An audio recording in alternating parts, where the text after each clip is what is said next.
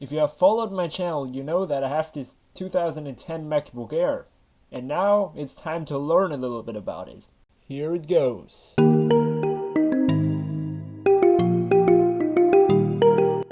A characteristic thing about the MacBook Air is, oh my god, it's so thin. Yeah, a lot of you are probably gonna say, but mine is way thinner. Well, let me show you my other laptops. So the first challenger, so to say, is my PowerBook G4, which as you can see is easily twice the thickness of the MacBook Air. The Aspire 1 laptop isn't really doing that much better either.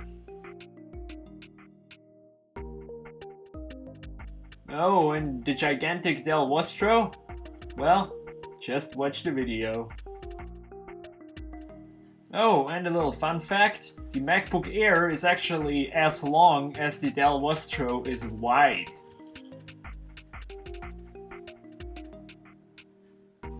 So, why would I get a MacBook Air for the stuff I do, which is just programming and writing documents and surfing the web?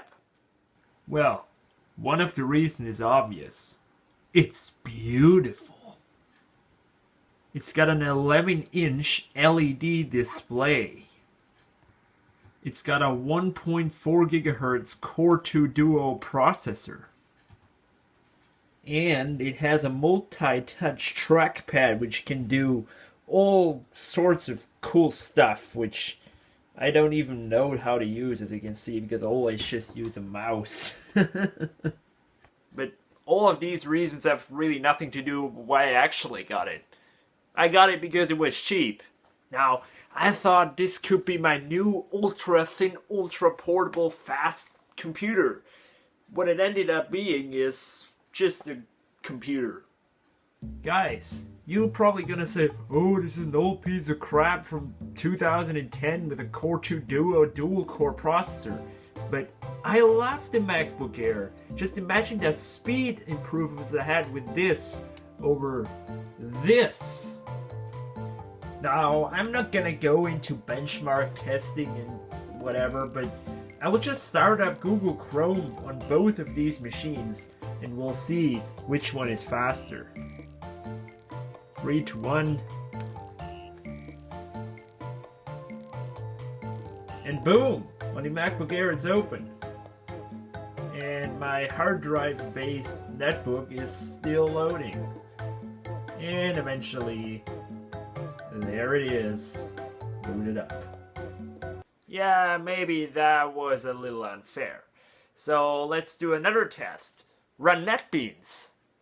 Well, as you can see, the old Acer just lags and just loads all over the place, and that can get quite annoying if you're working on bigger projects. As you can see on this rather small one, it does actually lag when I just enter some random letters.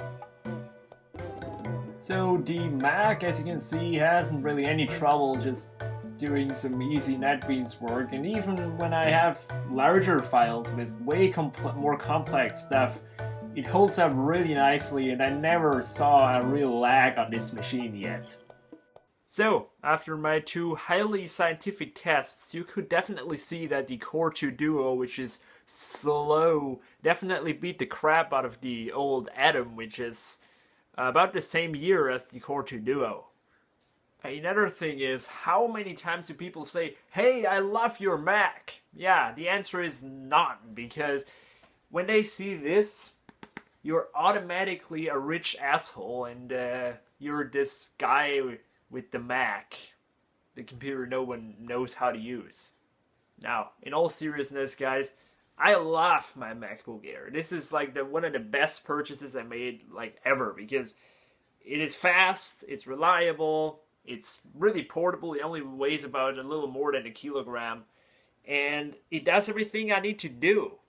Now, yes, it does run Mavericks, but I don't need El Capitan. I don't need Yosemite, because Yosemite and El Capitan, they don't get the greatest battery life on this from my own testing, and they don't run as smooth as well. And everything I need to do works just fine on Mavericks. Hell, I could even downgrade to Snow Leopard if I wanted to, and everything would have worked.